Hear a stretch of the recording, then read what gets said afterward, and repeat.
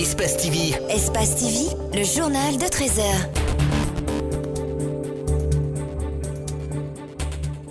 Le gouverneur de la ville de Conakry a annoncé des mesures d'urgence pour l'assainissement. L'État va bénéficier de l'appui de l'Union européenne pour l'exécution du plan.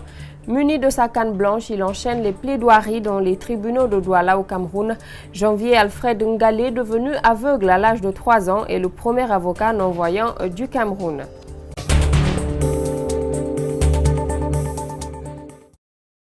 Bonsoir à tous et bienvenue dans cette édition d'information. 5 ministres, tous les chefs de quartier et secteurs élargis aux associations de femmes balayeuses veulent faire front commun contre les ordures. Le gouverneur de la ville de Conakry a annoncé des mesures d'urgence lancées par le gouvernement pour l'assainissement.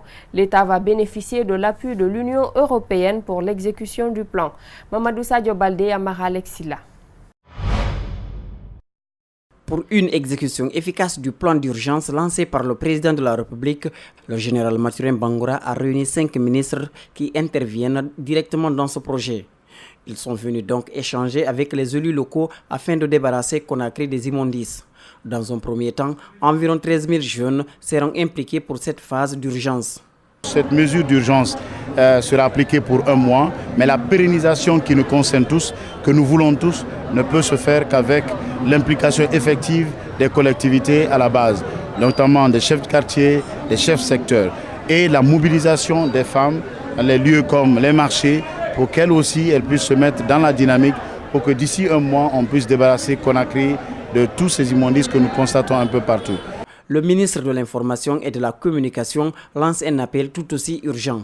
Dans chaque foyer, dans chaque quartier, les gens prennent conscience du danger qu'il y a à polluer notre environnement par les ordures ménagères. Cela va accroître le risque de maladies. Les chefs de quartier et responsables de jeunesse trouvent inappropriées toutes les solutions prises jusque-là visant à assainir la ville. Ils l'ont exprimé de vive voix en faisant entendre leurs propositions. On rentre dans les bureaux, on rentre par là, on sort de l'autre côté parce qu'ils ont entendu le problème d'argent. La solution, c'est dans les quartiers. On a des jeunes là-bas, on a des femmes là-bas. La solution, c'est là-bas. Vous prenez les jeunes ailleurs, ils viennent nettoyer les fosses et après ils passent, qui va faire le suivi après?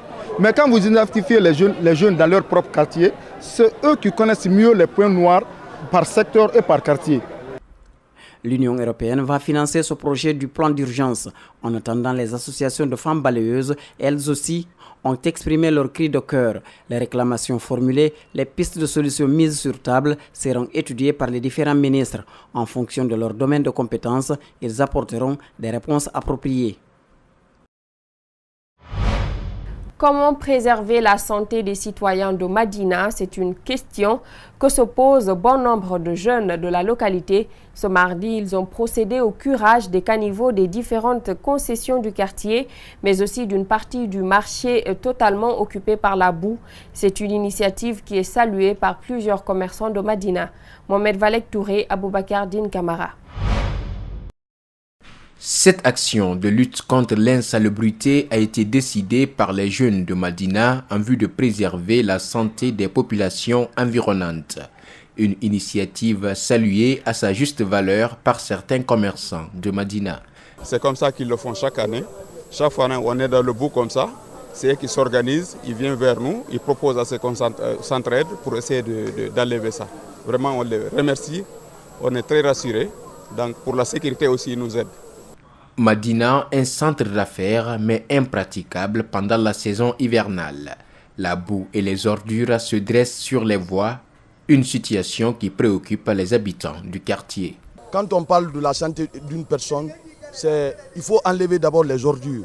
Parce que quand les ordures sont là et que la population est là, tout le temps nous sommes infectés. Nous sommes infectés de toutes sortes de maladies. Il faudrait vraiment se mettre à pied d'œuvre pour appliquer à la lettre ce qu'on appelle l'assainissement général. Parce qu'on ne peut pas laisser tout à l'État aussi. C'est extrêmement important.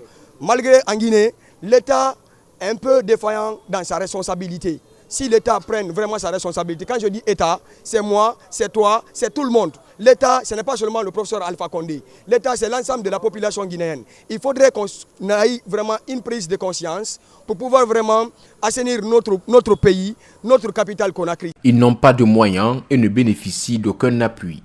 À l'aide des pelles et balais, les déchets regroupés sont mis dans un camion qui, à son tour, ira les déverser loin du marché. Les musulmans ont observé dans la nuit de lundi à mardi Laylatul Qadr. C'est la 26e nuit du mois saint de Ramadan, considérée par la plupart des musulmans comme la nuit du destin, une nuit pratique qui équivaut à 1000 mois d'adoration. Abdourahmane Ba et Ibrahima Souri 5 Souma. Cette nuit est marquée par l'affluence des fidèles musulmans dans les différentes mosquées. Si elle est considérée comme la nuit du destin par certains pratiquants, d'autres continuent les prières nocturnes depuis le 20 du mois saint pour espérer tomber sur Laylatul Qadr, la nuit qui équivaut à 1000 mois d'adoration.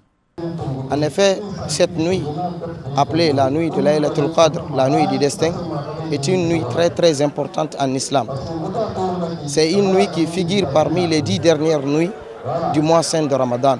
C'est une nuit dans laquelle le Coran a été révélé. C'est dans la nuit de Laylatul Qadr que le Coran est révélé au prophète, paix et salut sur lui. Cette révélation lui est faite en 3 étapes.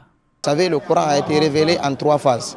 Min Allahi ila lawhil mahfouz, wa min lawhil mahfouz ila sama'i dunya, wa min sama'i dunya ila nabi sallallahu alayhi wa sallam, ma'na ila al-ard. Donc le Coran a été révélé globalement de chez Allah tabarak wa ta'ala jusqu'où on appelle sama'u dunya. Ainsi, le Coran a été révélé sur le prophète par rapport aux nécessités, des versets après des versets. La sourate Qadr est spécialement dédiée à cette nuit, remplie de bienfaits et de miséricorde du Seigneur. D'après ce prédicateur, la nuit du destin doit être cherchée dans les 10 derniers jours impairs du mois saint de Ramadan. Donc c'est une nuit très importante en islam. Le prophète alayhi salatu wa salam nous dit de la chercher dans les 10 dernières nuits du mois saint de Ramadan. Et surtout, il nous parle des nuits impaires. Donc cette nuit, Allah nous dit dans le Saint-Coran, dans la sourate Al-Qadr, qu'une adoration exaucée dans cette nuit est meilleure par rapport à une adoration exaucée de 1000 mois. La nuit du destin symbolique pour les musulmans, une nuit qui donne l'occasion aussi à de nombreux politiques de vivre des moments de retrouvailles. C'est le cas du leader de l'Union des forces républicaines, Sidya Touré, a été reçu dans plus de 3 mosquées de la capitale, Djibril Ba, Mohamed Aloussen Kamara. Sidya Touré commence sa nuit du destin dans la mosquée Fofana. Accompagné par certains cadres de l'UFR, la présence du leader gratifie les musulmans de ces lieux de culte, fortement mobilisés pour une nuit très significative. Cette nuit est une nuit essentielle. C'est la raison pour laquelle nous faisons le tour des mosquées pour saluer non seulement les imams, mais surtout tous les croyants. Le président de l'UFR n'est pas venu pour parler de la politique, mais implorer la grâce de Dieu, faire comme les autres avertis en ces termes. De là, il se dirige avec sa suite à Kaloum. Croyons à Dieu et travaillons à ce que notre destin s'accomplisse au cours de cette nuit par nos prières et que nous préparons demain. La nuit du destin est dans les 10 dernières nuits du mois saint, le Ramadan. Une étape déterminante pour les musulmans qui font des efforts pour l'obtenir. Pour la prière, pour faire la grande prière aujourd'hui, parce qu'aujourd'hui c'est le grand jour. Donc on doit se réunir dans la grande mosquée pour bénir non seulement nous, les morts et notre pays. La nuit de lundi à mardi a été ponctuée par des prières. Cet élan s'inscrit à la recherche d'une nuit qui vaut plus de 83 années d'adoration.